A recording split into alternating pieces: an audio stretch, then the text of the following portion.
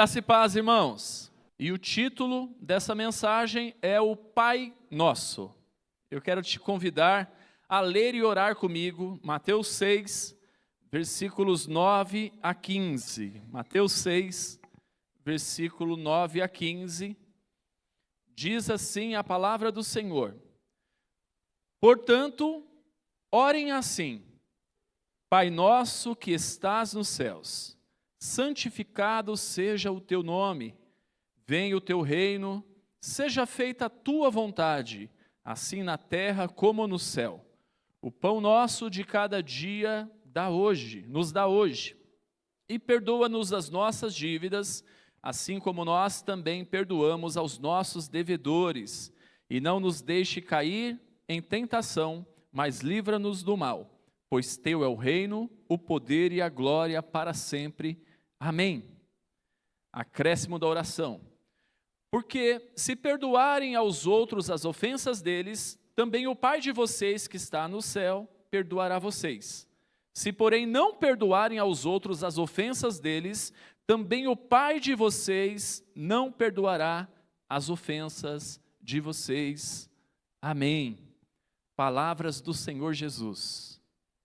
Queridos, nós seguimos com a série de exposições bíblicas intitulada Discipulado, baseada no Sermão do Monte, e hoje chegamos no momento que Jesus ele ensina os seus discípulos a orar. A oração ela emerge do amor. Quando a presença de Deus ela se torna tão real que ultrapassamos as palavras e sentimos a realidade, a generosidade, o deleite e a sua graça. As pessoas podem resistir às nossas palavras, mas as pessoas não podem resistir às nossas orações. C.S. Lewis diz que orar é dizer, quando nós oramos pelo próximo, dizer eu te amo no secreto, no silêncio. A oração, ela é muito mais do que falar com Deus, ela é encontro. Nos encontramos com Deus e conosco mesmo, em meio à adoração, ações de graças, as súplicas de necessidades e confissão. A oração para muitas pessoas, ela não é apenas um mistério, é um enigma. Elas sabem que devem orar, mas não têm muita certeza de como fazer isso. Então é muito comum quando nós pegamos um novo convertido, quando nós estamos num processo e as pessoas não sabem mesmo como orar. Hoje mesmo, na classe de batismo que nós estamos tendo, eu falei para eles que eles têm um desafio, que até o final dessa classe todos têm que fazer a sua oração. E hoje já teve um corajoso lá que já fez a oração. E esse é o processo, porque nós estamos ali para aprender. Jesus nos ensinou e nós precisamos ensinar uns aos outros. James Houston, ele disse: a oração cristã é orar ao Pai através do Filho, mediante o Espírito Santo. Olha só que lição. Oração cristã é orar ao Pai através do Filho, mediante o Espírito Santo. Muito didático isso. A oração do Pai Nosso, que se encontra no cerne do Sermão do Monte, ela é uma estrutura. E a versão da oração do Evangelho de Lucas, ela é um tanto diferente. Então vamos ler? Em Lucas 11, versículo 2 a 4, ali aparece a versão da oração do Pai Nosso, que Lucas faz o registro. Ele diz assim: Então Jesus disse, quando vocês orarem, digam, Pai, santificado seja o teu nome, venha o teu reino. O pão nosso de cada dia dá-nos diariamente. Perdoa-nos os nossos pecados, pois também nós perdoamos todo o que nos deve, e não nos deixe cair em tentação. Queridos, é irônico o contexto que proíbe vãs repetições na oração, como nós vimos na semana passada, né? Então, na semana passada disse que nós não devemos ficar fazendo vãs repetições na oração. Contudo, nenhuma oração tem sido mais repetida do que essa. E muitas vezes sem nenhum entendimento de quem a repete. Talvez se você já jogou futebol e esteve na beirada de um campo, você viu antes de começar o jogo de futebol, o pessoal dá as mãos, ou outro esporte qualquer aí, né? Handball, vôlei, e todo mundo vai fazer essa clássica oração, e muita gente que nem professa uma fé em Cristo Jesus, que nem entende direito aquilo que está falando. Mas é uma oração, uma reza, na verdade, que todo mundo sabe fazer. Nem precisa ter esse hábito de cultuar a Deus. No segundo século, teve um livro que quase entrou no cânon bíblico. E esse livro, ele se chama Didaquê. Nós conseguimos ainda encontrar a versão do Didaquê. E esse lá, ele determinava que os cristãos eles deveriam repetir essa oração 3 vezes ao dia, lá no Didaquê. E é muito interessante isso. Porém, a gente tem que entender que a oração do Pai Nosso, como eu disse, por isso que nós lemos tanto em Mateus como em Lucas, ela é mais como uma estrutura, e não que ela tem que ser desse jeito ao pé da letra. O John Stott, sobre isso, ele disse: é fácil repetir as palavras da oração do Pai Nosso como se fôssemos papagaios. Contudo, fazer essa oração com sinceridade tem implicações revolucionárias, pois expressam as prioridades do cristão. Então, repetir o Pai Nosso é a coisa mais fácil do mundo. Viver o Pai Nosso é muito complexo. Se nós dizemos isso com sinceridade no nosso coração, aí está o desafio. E mais, Jesus ele não pretendia ensinar uma oração para que ela fosse repetida meramente, na superficialidade litúrgica da vida, mecanicamente, sem sentimento, sem vida. Mas Jesus, o que ele queria de fato é que isso funcionasse como um andaime, do que propriamente com a construção pronta. Ela é uma estrutura, ali está a essência do que tem que ter na nossa oração. Orar, segundo o estilo de Jesus Cristo, não se resume à formulação de jargões, fraseados bem construídos, mesmo que elaborados com estilo, fundamentos bíblicos e teológicos, porque talvez a gente coloca tudo isso na nossa oração, mas não tem vida. O que adianta a gente ir lá e, ó excelso, soberano, altíssimo, criador dos céus e da terra? Você fala assim? Esse é o jeito que você comunica, que você conversa com uma pessoa? Então tem que ter vida, tem que ter entrega na nossa oração. Não é palavras bonitas. Palavras bonitas nós vimos na semana passada que o ChatGPT ele faz melhor do que a gente. Ele traz palavras mais bonitas do que as que nós podemos usar numa oração, que nós podemos elaborar uma oração, mas não tem vida, não tem sentimento. E não é isso. É óbvio que nós não podemos desprezar uma oração bem elaborada, com técnica, com maestria. Os salmos, por exemplo, estão repletos dessas orações que são lindíssimas. Os salmos são poéticos, mas a suma de tudo é que isso deve sair do mais profundo do nosso coração. Se não sai do mais profundo do nosso coração, então são palavras vazias. Palavras vazias, sem vidas, mecânica. Pode ser que seja a versão humana do ChatGPT orando. E não é isso. A oração, ela não se resume meramente a um momento na vida do discípulo, mas ela deve ser um estilo de vida a ser desfrutado. Oração na vida, vida na oração. Ou até o que seria melhor, que nos ensina Paulo lá em Tessalonicenses, 1 Tessalonicenses 5,17. Orem sem cessar. É quando vida e oração se misturam. Oração na vida, vida na oração. É a sua vida andando de acordo com as suas orações. Não adianta com a boca dizermos algo e com a vida anularmos o que estamos dizendo. Isso é orar sem cessar. E quando falamos de oração, muitos vivem uma meia-culpa em relação a isso. Se eu fizer uma pergunta aqui, eu tenho quase que certeza. Quem que está orando o suficiente? Todos nós vamos julgar que estamos orando pouco. E nós precisamos nos dedicar mais na oração.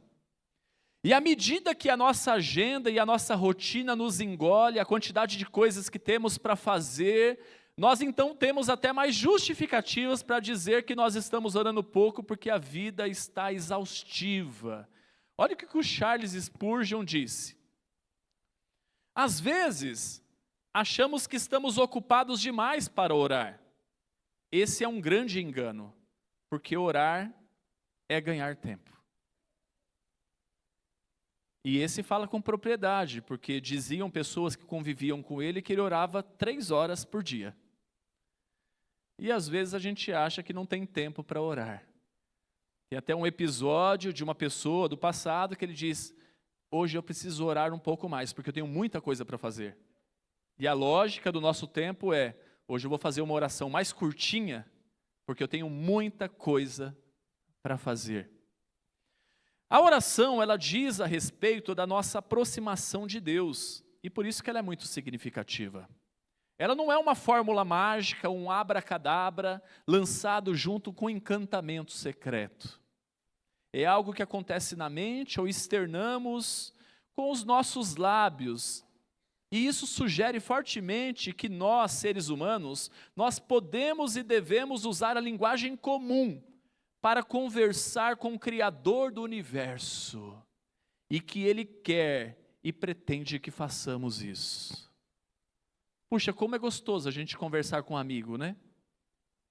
Às vezes passamos horas e nem nos damos conta. Nossa, como passou rápido, já é hora de ir embora. O convite da oração é de estreitarmos essa amizade, esse vínculo fraterno. Nós precisamos desenvolver isso na vida. Em outras palavras, a oração, ela sugere que compartilhemos com o único Deus verdadeiro, um mundo de sentidos que Ele quer que exploremos. Aquilo que é importante para você, você precisa dizer para Deus. Aquilo que você gosta, você precisa dizer para Deus. Aquilo que está te incomodando, você tem que falar para Deus. Até porque lá em Filipenses vai falar para a gente não andar ansioso por coisa alguma, mas que tudo tem que ser conhecido de Deus por meio da oração, com súplicas e com ações de graças. E essa oração, ela começa com Pai Nosso. Jesus, ele começa a oração usando uma expressão aramaica, Abba Pai, com a qual o filho, na sua mais inocente infância, se dirigia ao pai dentro da casa. Então o Abba Pai, ele não era normal usar isso fora, falando perto das pessoas. Quando o filho ele se encontrava no meio das pessoas, ele chamava o papai de Kyrie, que é Senhor. Então essa era a maneira como falava com o pai, Kyrie. Mas quando ele estava dentro de casa, num lugar de intimidade, nós precisamos lembrar lá do contexto anterior da oração, onde vai falar do tameion. Então quando você está nesse ambiente de intimidade, ali você pode dizer Abba Pai. Papai, Pai Nosso. Então, na cultura judaica, pensa só como que isso foi estranho para eles que tinham toda aquela resistência ao pronunciar o nome de Deus, escutando Jesus falando assim, Abba Pai, Papai, numa oração. Então, isso foi um escândalo, que absurdo, quem que é esse? Por que ele fala assim? E essa é uma maneira inédita de Jesus nos convidar para a intimidade com Deus. A oração é um local de intimidade com Deus.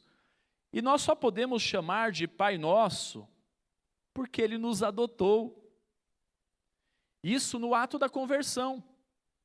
Somente pelo Espírito Santo de Deus, o qual nos uniu a Cristo e promove em nós essa adoção à família de Deus, é que agora nós podemos dizer, Abba, Pai.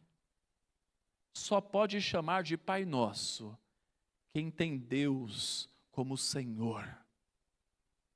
E é somente assim.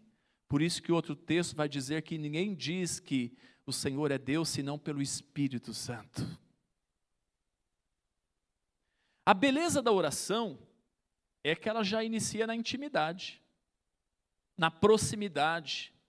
E tudo está estabelecido em nosso ato de chamar Deus de Pai, como Jesus fez no início da oração, porque em Cristo isso se tornou possível.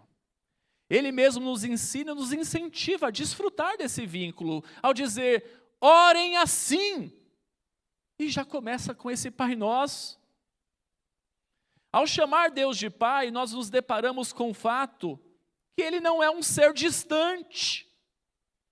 Não é. Porque ao mesmo tempo que Ele é transcendente, Ele também é imanente. Ao mesmo tempo que Ele é um Deus de longe, Ele também é um Deus de perto. É Emanuel, é Deus conosco. E Ele nos ama, Ele nos protege, Ele nos abençoa, Ele cuida de nós, Ele está interessado em ouvir a sua oração, em ver você partilhando vida com Ele, em ver você rasgando o seu coração e levando para Ele pensamentos, inquietações, angústias, anseios, sonhos. Ele quer que você compartilhe vida com Ele. E que destinatário maravilhoso esse, né? Acolhedor, gracioso. Nós não falamos com alguém que queira o nosso mal, que queira se aproveitar de nós, mas nós falamos com alguém que nos ama na mais pura definição do amor. Talvez você não tenha constituído um vínculo bacana de paternidade. Talvez o seu pai te abandonou. Talvez o seu pai não se preocupou tanto com você. Mas esse Pai nunca nos abandona. Ele se preocupa conosco. Ele participa da nossa vida. Ele quer refazer a sua visão de paternidade, porque Ele é o Pai perfeito. E por chamar Deus de Pai, denota que a base de toda a oração está a confiança. Nós precisamos ter confiança, porque esse Pai é o Pai perfeito. Então nós podemos nos derramar diante desse Pai. Clemente de Alexandria, um dos primeiros entre os chamados pai da igreja, ele disse: orar é manter companhia com Deus. É isso, é passar tempo junto de Deus. É partilhar vida com Deus. Isso é a oração. Quando você tem um amigo, aquele amigo tão querido, aquele amigo que, puxa, meu melhor amigo, não tem roteiro para o seu encontro. Tem roteiro? Você não vai fazer um bloquinho de anotações para poder falar, eu não posso esquecer de falar disso, falar daquilo. Não, simplesmente a gente vai para o encontro. E a gente fala aquilo que está no nosso coração. A gente externa a nossa vida. A gente fala o que tem que falar. A gente tem essa liberdade. A gente não tem que ficar pisando em ovos. A gente não tem que... Peraí, deixa eu tomar cuidado com como que eu falo isso. E é isso que o Senhor quer de nós. É ter companhia na vida. É falar de tudo. De absolutamente tudo. Até porque, o que adianta não falar algo com o Senhor se Ele conhece o nosso coração? A palavra vai dizer que nem chegou nos nossos lábios, Ele já conhece. Então o que adianta? Ah não, isso eu não vou falar não porque é feio. Os salmos estão lá repletos de exemplos desses. Salmos imprecatórios, falando tantas coisas pesadas, às vezes até pedindo para poder descer um fogo do céu e consumir os inimigos, né? Talvez um tempo depois que o camarada fez essa oração, ele já se arrependeu, mas está lá. Os Salmos é um exemplo que a gente tem que falar tudo com o Senhor. O que adianta a gente não dizer algo se Ele conhece o nosso coração e vê que é mentira? Senhor, eu estou em paz. Está nada, mentiroso. Eu sei que não está. A gente tem que falar o que está presente no nosso coração. Toda vez que eu vou falar sobre oração, algo que me vem assim na mente é o filme do Todo-Poderoso. lá do Mel Gibson, não, do Jim Carrey, né? Jim Carrey. Quando ele vai fazer aquela oração no final do filme, e aí, aí daqui a pouco ele faz uma oração, fala, essa foi boa, hein? Essa saiu do coração. Tem vida, tem entrega. E é isso, queridos, é isso. Porque sem essa relação íntima com o Pai, não adianta formas, lugares, bons hábitos de oração, nem linguagem rebuscada, correta, burocrática, litúrgica, nada, porque aí é teatro. É teatro. O que adianta falar bonito e não ter vida na oração? O que é de suma importância é ter vida na nossa oração, é ter entrega, é diante das palavras, Deus, ele receber ali um autêntico discípulo dele falando com ele, e não um personagem. Não é momento de encenação, não é. Porém, embora nos apresente um Deus que nos convida para um relacionamento pessoal, de perto, a gente tem que tomar muito cuidado, porque é uma linha tênue que separa uma coisa da outra. Então a gente tem que tomar muito cuidado para que a proximidade, ela não provoque em nós um senso de banalidade, a ponto de gerar desprezo. Então, peraí, Deus ele é sempre o outro, a gente tem que entender isso. Deus é o outro, senão daqui a pouco a gente vai estar olhando no espelho e a gente vai estar achando que a gente mesmo é o Deus. Deus ele é o outro, ele é o soberano, ele é o todo-poderoso, o grandioso, e a gente tem que tomar muito cuidado com isso. Então Deus, a gente não consegue pegar Deus e colocar ele numa caixinha de fósforo, a gente não consegue. Teve um momento lá no Monte da Transfiguração que eles estavam tão gostosos daquele momento ali, que eles chegam lá e tem uma ideia mirabolante e falam assim, Senhor, já sei, vou fazer uma cabaninha aqui para você, uma para o outro, ou seja, o mundo que se exploda, vamos ficar a gente aqui que está tudo certo. E aí então uma voz rompe dos céus dizendo, escutem, porque ele é o meu filho amado. Então Deus é o outro, a gente tem que tomar cuidado com isso, porque a gente tem uma tendência de querer domesticar Deus. Deus é o outro. E o problema é que as músicas do nosso tempo, elas colocam muitas vezes Deus como se fosse um ursinho de pelúcia. Então esse que é o problema. Então aí a gente, Deus é o íntimo, é o papaizinho que eu quero ver, que eu quero tocar. Se vocês repararam, a gente até mudou a letra de uma música que a gente cantou aí, né? E algumas músicas do nosso tempo, pelo amor de Deus, Deus virou um ursinho de pelúcia. Sabe? Bonitinho, sabe? E não, a gente tem que tomar cuidado com isso. Então, ao mesmo tempo que a gente vai lá, para o tempo que Jesus estava ali com os judeus, e eles estavam lá no 8, aí parece que virou para o 80, entendeu? Então a gente tem que achar uma linha tênue, a gente tem que achar o meio termo em relação a isso. Ele é imanente, mas ele é transcendente. Ele é Deus de perto, mas ele é Deus de longe. Ele é o outro. Esse é Deus.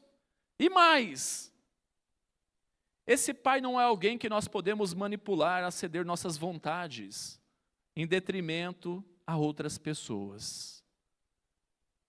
Porque muitas vezes a gente corre esse perigo.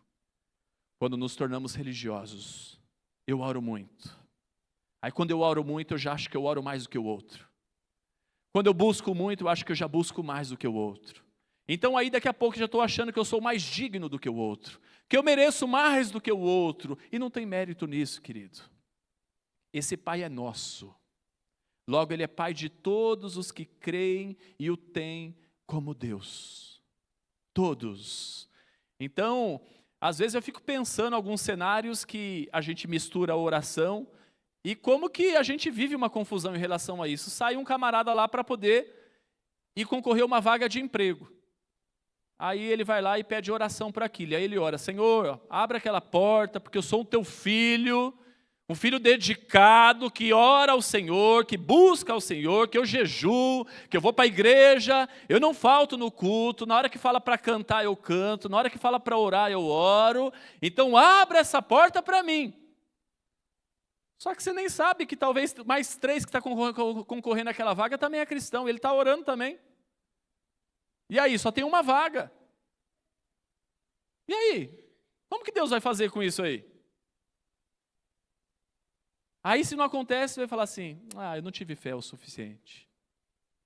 Não, Deus tem o melhor para mim. Sim, Deus tem o melhor para você. Mas você entende a bagunça que a gente faz muitas vezes? A gente pensa que por a gente servir a Deus, eu sou supra-sumo. A Bíblia vai dizer que a chuva, ela vem sobre o justo e sobre o injusto. E a gente tem que tomar cuidado com isso. O Pai Nosso é a oração dos irmãos. E por ser Pai Nosso e não meu Pai, sugere vida comunitária.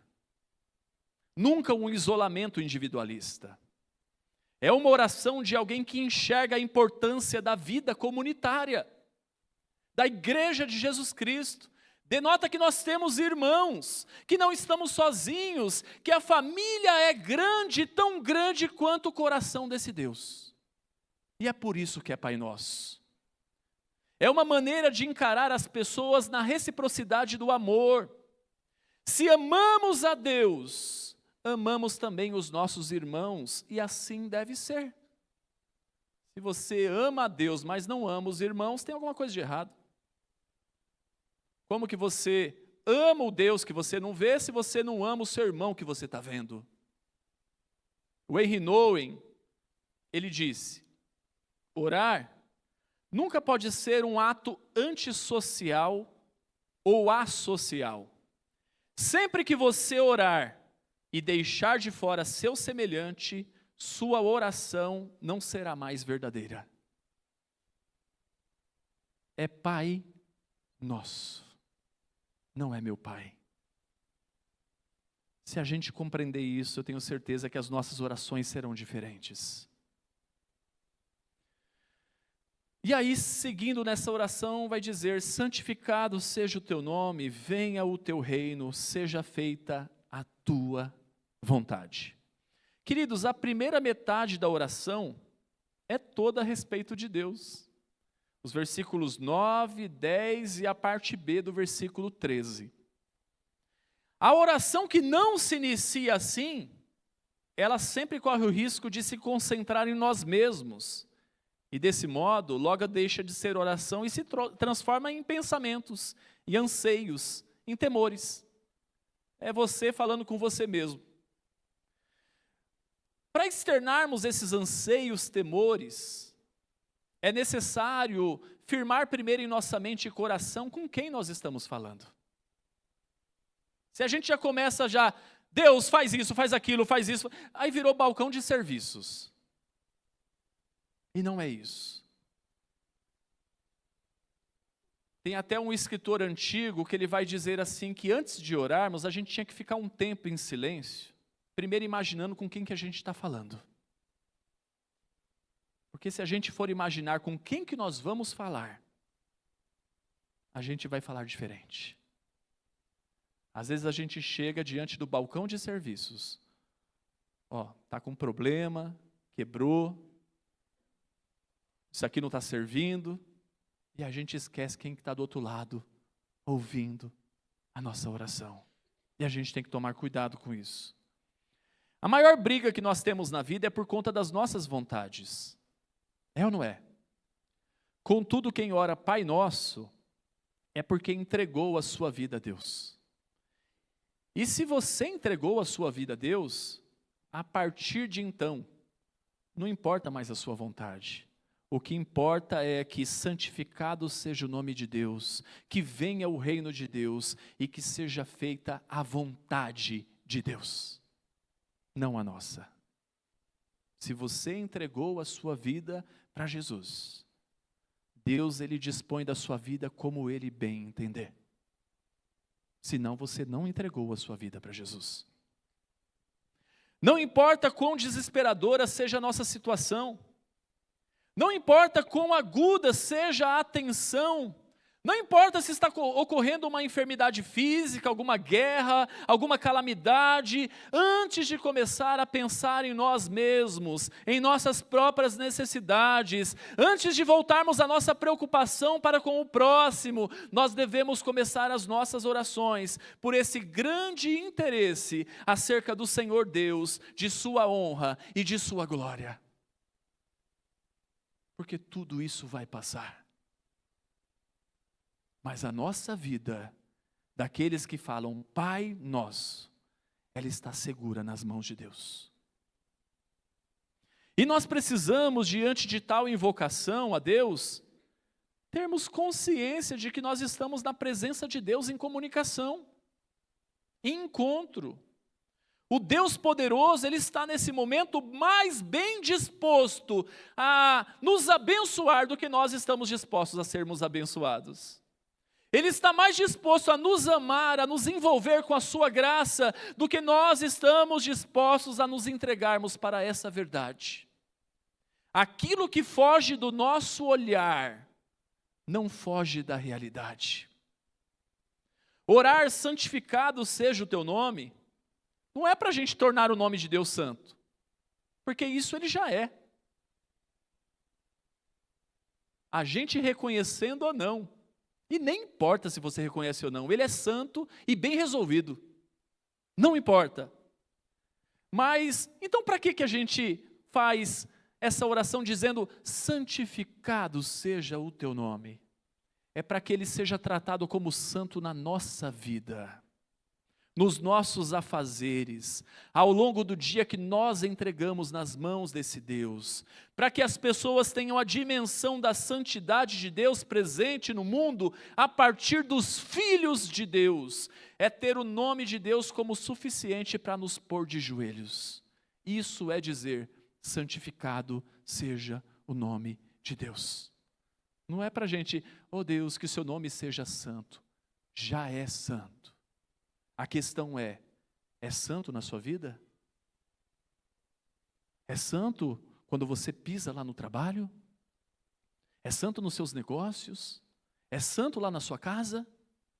É santo por onde você anda? E essa é a questão. Richard Foster, ele diz, a oração é a principal via usada por Deus para nos transformar. A oração não muda Deus, não. A oração muda aquele que ora a Deus. E é isso. Queridos, ao pronunciar santificado seja o teu nome, nós temos que ter em mente o que o nome de Deus proporcionava nos judeus, a ponto deles nem ousar, com o receio e o medo de quebrar o terceiro mandamento, de não tomar o nome de Deus em vão, eles nem ousavam falar o nome de Deus. Então eles, quando iam se referir a Deus, eles falavam o teu nome, a fim de evitar o emprego do vocábulo Yahvé. E isso aponta para respeito, para reverência, honra, santificação, o Deus Santo. Mas ampliando, queridos, o nome, ele significa tudo quanto está envolvido na pessoa de Deus. Tudo quanto nos foi revelado a respeito de Deus. O nome, ele significa Deus em todos os seus atributos. Deus em tudo quanto Ele é em si mesmo. Deus em tudo quanto Ele tem realizado e continua realizando no nosso tempo. Em todos os nomes, por conta daquilo que Ele conferiu à humanidade nos tempos passados, revelando aspectos da sua natureza, mas nós devemos nos lembrar que Ele continua se apresentando assim para nós. Então, quando diz o nome de Deus, não é apenas a pronúncia, como a gente vai lá e vai escrever como D-E-U-S. É Ele em si mesmo. Yahvé significa autoexistente. O eu sou o que sou, eternamente autoexistente. Como eu disse anteriormente, metade da oração, ela diz acerca de Deus, porque nós nos encontramos nele, a nossa vida está nele. Então, assim, nós precisamos entender o que esses nomes dizem para nós, o que comunica para as nossas vidas nos nossos dias. Santificado seja o teu nome, Yahvé Jireh. O que é isso? O Senhor proverá. Todos esses nomes, eles aparecem nas Escrituras Sagradas, de uma forma que ele se apresentou para um povo em determinado momento na história da humanidade. Yahvé Rafá, o Senhor cura. Yahvé Nissi, o Senhor é a nossa bandeira. Yahvé Shalom, o Senhor é a nossa paz. Yahvé Shammah, o Senhor está presente. Entre tantos outros nomes que descrevem o poder de Deus. Então, quando nós dizemos acerca de Deus, nós estamos dizendo aquilo que Ele é. A maneira como Ele se apresenta para nós. E a questão é como que nós conhecemos Ele nos nossos dias. Como Ele tem se apresentado para você, é esse nome que precisa ser santificado na sua vida. Porém, queridos, a beleza desses nomes e atributos, eles cabem a nós em engrandecimento a Deus, em louvor, reconhecendo quem Ele é. E então, aquilo que vem até nós, pelo nome de Deus, pelos atributos de Deus, eles vêm pela vontade de Deus. Não é pela nossa vontade. A gente pode orar e pedir e clamar, mas tudo o que acontece, que nós aprendemos aqui nessa oração, é que seja feita a vontade de Deus. E aí, na outra metade da oração, então, nós pedimos coisas para Deus. Mas por que a gente pede coisas para Deus? Porque nós reconhecemos na primeira metade que Ele é o Todo-Poderoso, que Ele é a fonte e que Ele tem todas as condições para nos suprir nas nossas faltas, se essa for a vontade dEle. E é por isso que nós pedimos para Deus. É por isso. Porque se não reconhecemos quem Deus é, a gente pode pedir o que quiser. Não vai fazer sentido nenhum, a gente nem crê nisso. Mas quando nós reconhecemos quem Deus é, aí então nós estamos em comunicação com esse Deus amoroso, que tem todas as condições de nos suprir, como Ele já fez anteriormente na nossa vida, e como Ele fez ao longo de toda a história. Porque, queridos, o que a gente tem que entender com a oração do Pai Nosso, que é muito didático, é que é Deus, e não o homem, que está no centro do universo. É Deus, as Escrituras dizem acerca dEle. Ele vai dizer, as Escrituras testificam acerca de mim. É tudo sobre Ele. Porque às vezes a gente, com esse anseio do nosso tempo, de músicas, de teologias furadas que tem aí na internet à solta, muitas vezes a gente chega até Deus achando que nós somos os pupilos de Deus. Nós somos os bonitinhos do Papai do Céu, achando que Ele vai mover céus e terra para fazer a nossa vontade. E não é assim. A vontade que prevalece, a vontade que tem que prevalecer, é sempre a vontade de Deus. É necessário louvar ao Senhor diante das maneiras pelas quais Ele se apresentam a nós. Louvar, o que é louvar? É exaltar os méritos de Deus, daquilo que Ele faz, mas acima de tudo, daquilo que Ele é.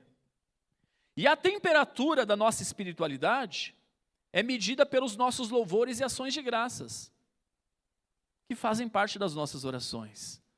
Se queremos saber o quão espirituais somos, começa a ouvir a sua própria oração. Começa a ouvir. Na sua oração você está só pedindo coisas como se fosse um balcão de serviços, ou você tem reconhecido a grandeza de Deus? E é aí que nós vamos ver a qualidade da nossa espiritualidade. Esse Deus, Ele não é um ídolo fabricado pelo homem, não, Ele é o Deus vivo. O Deus vivo. Essa é uma oração para que o reino de Deus, Ele se torne totalmente presente nesse tempo. Não é uma oração para o povo de Deus ser arrebatado da terra para o céu, mas é para que a beleza da glória que está nos céus, que ela possa irradiar sobre toda a terra. E por isso que nós oramos que seja feita a vontade de Deus, não somente lá no céu, mas que seja feita na terra, assim como já é feita lá no céu. Orar pela vontade de Deus significa estudar com constância as Escrituras Sagradas e ter o coração disposto a viver por essa palavra que lemos, por essa palavra que ouvimos, por essa palavra que vivenciamos. E quando nós falamos de vontade de Deus, algo que é inerente a essa vontade é a propagação do Evangelho. E a exortação ao arrependimento para todo ser humano, reconhecendo os seus pecados e tendo essa necessidade de um Salvador. Então, isso é inerente à vontade de Deus. Tanto que a tarefa que ele deu para a igreja foi a grande comissão. Essa foi a tarefa. Eu estou indo, mas vão lá e faz isso, e eu estou com vocês. Essa é a tarefa para a igreja. A gente está fazendo um monte de outras coisas que ele não falou para a gente fazer. Mas aquilo que ele falou para a gente fazer, muitas vezes a gente não está fazendo. E é isso. Infelizmente é isso.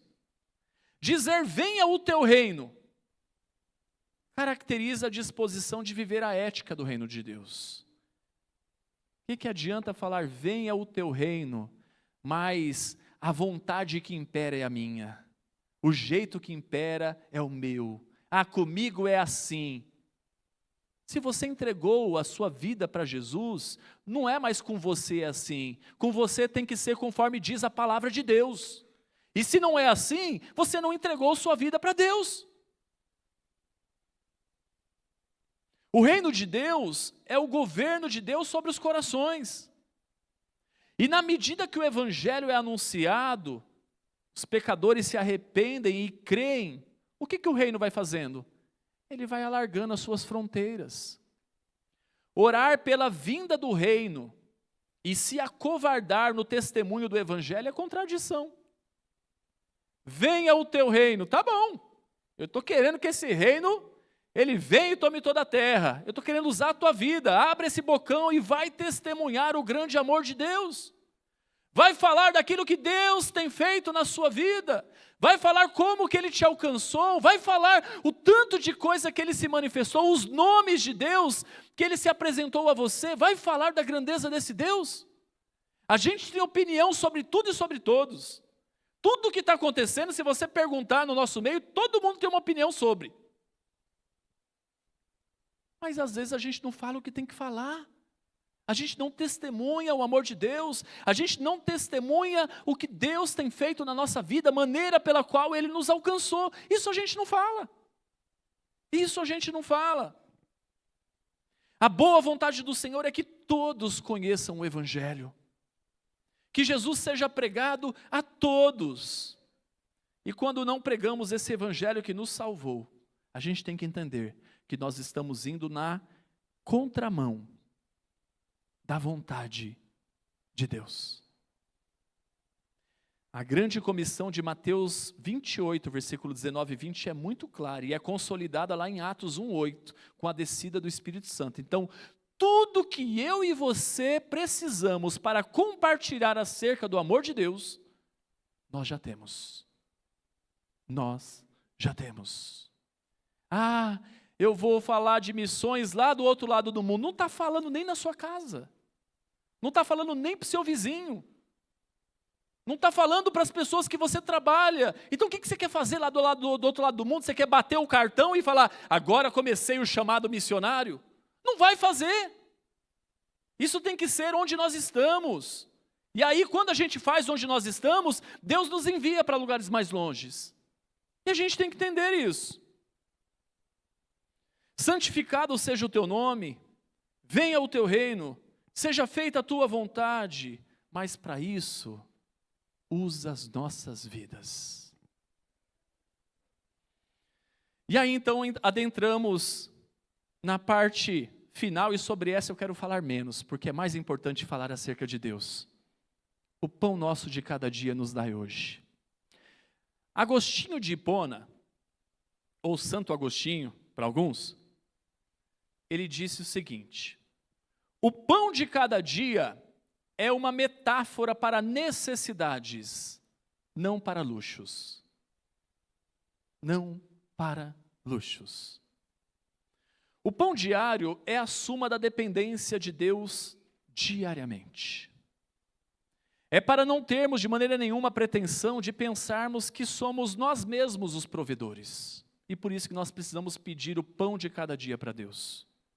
O pão ele deve ser entendido como o suprimento de todas as nossas necessidades físicas, emocionais, espirituais. É o símbolo do sustento da vida. E maravilhoso é que o próprio Cristo ele se apresenta em dado momento como o pão da vida. Lá em João 6,48. E aqui, queridos, nós nos deparamos com o ensinamento do pedido de suprimento material também. Contudo, se o Pai é nosso, o pão também deveria ser. E assim o pão nosso, ele passa a ser um problema da nossa falta de espiritualidade. Quando o outro não tem. Então, peraí, se o Pai é nosso, por que o pão também não é nosso? Para muitos, o Pai Nosso, ele pode ser compartilhado. O Pai é Pai de todo mundo, está tudo certo. Mas o pão, esse deixa de ser nosso.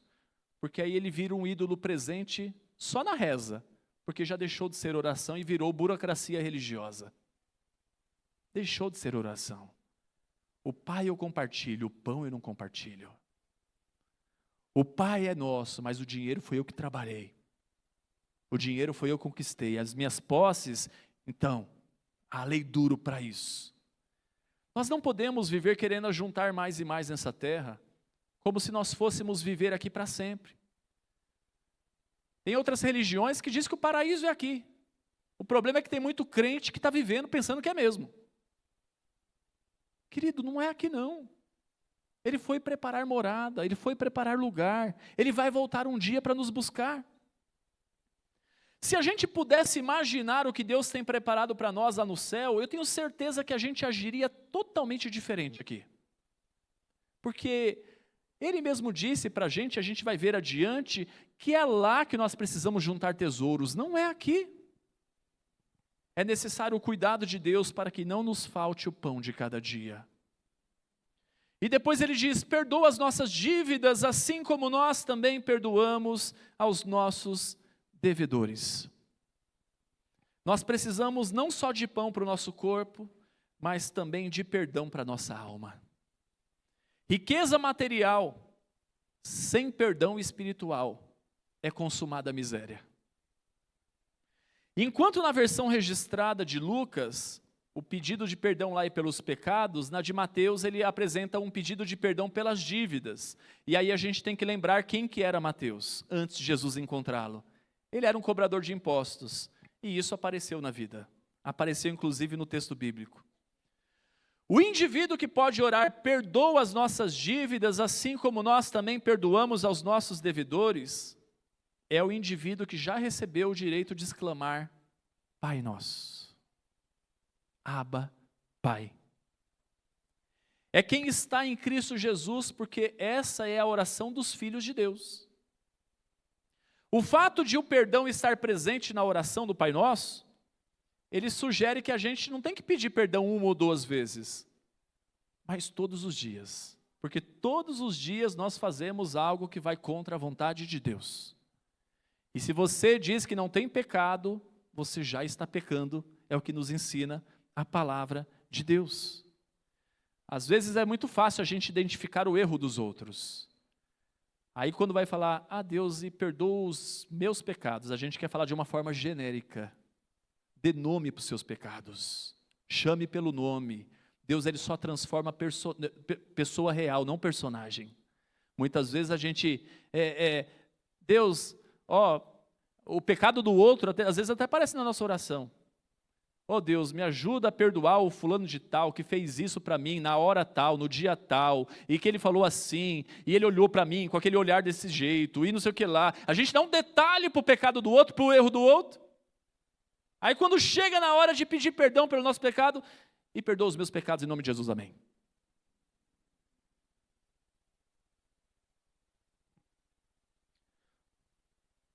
Contudo, a parte que choca desse pedido de perdão é que nós precisamos ser pessoas dispostas a perdoar. Perdoar não é esquecer, tá? Esquecer é uma outra patologia aí que tem um negócio para isso aí, sabe? Tem umas pessoas que esquecem com o tempo, né?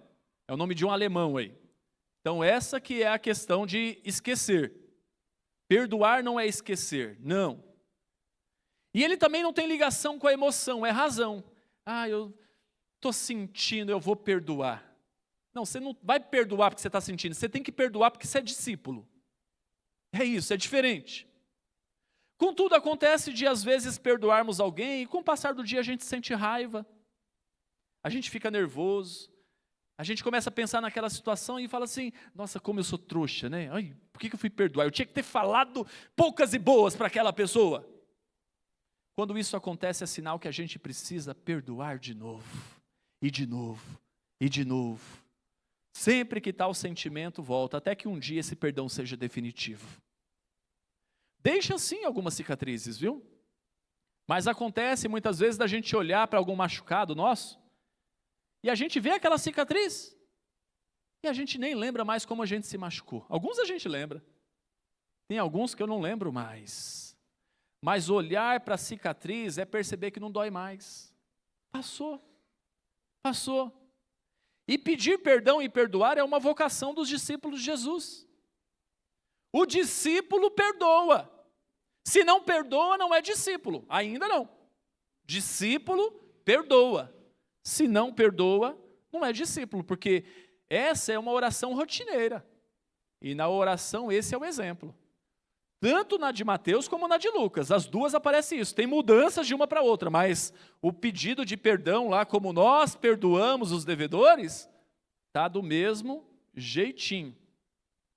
O perdão ele é pautado no amor de Deus, e ele é o modelo a ser seguido. 1 João 4,10 diz, nisso consiste o amor, não em que nós tenhamos amado a Deus, mas em que Ele nos amou e enviou seu Filho como propiciação pelos nossos pecados. Propiciação é cobrir a ira de Deus. Esse é o significado de propiciação. E Mateus 6, no versículo 14 e 15, vai esclarecer ainda para a gente um pouquinho mais acerca disso. Quando vai dizer assim, acaba a oração do Pai Nosso, aí ele fala assim, deixa eu voltar na parte que mais pega. Aí vai lá e deixa eu explicar um pouquinho mais. Deixa eu colocar uma notinha de rodapé aqui. Porque se perdoarem aos outros as ofensas deles, também o Pai de vocês que está no céu perdoará vocês. Se, porém, não perdoarem aos outros as ofensas deles, também o Pai de vocês não perdoará as ofensas de vocês. Talvez se eu e você fosse escrever isso, a gente usava menos palavras. Mas para ser tão didático, ele vai lá dar o exemplo do positivo e do negativo, usando o mesmo jogo de palavras. Ou seja, o que ele está falando aqui, eu vou desenhar para que vocês entendam. Não vou nem falar de uma maneira muito rasa para que vocês ficam fazendo interpretações. Eu vou desenhar aqui, está desenhado. Entendeu? Bom, é isso aí. Então esse é o reforço da condição do perdão.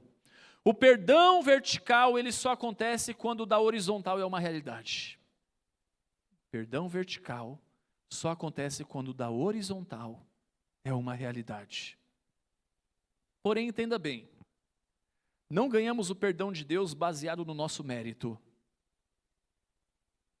É Cristo que concede a justificação pela graça. A única maneira de alguém ser perdoado antes de Cristo, depois de Cristo ou em qualquer ocasião, é somente por meio de Cristo e esse crucificado.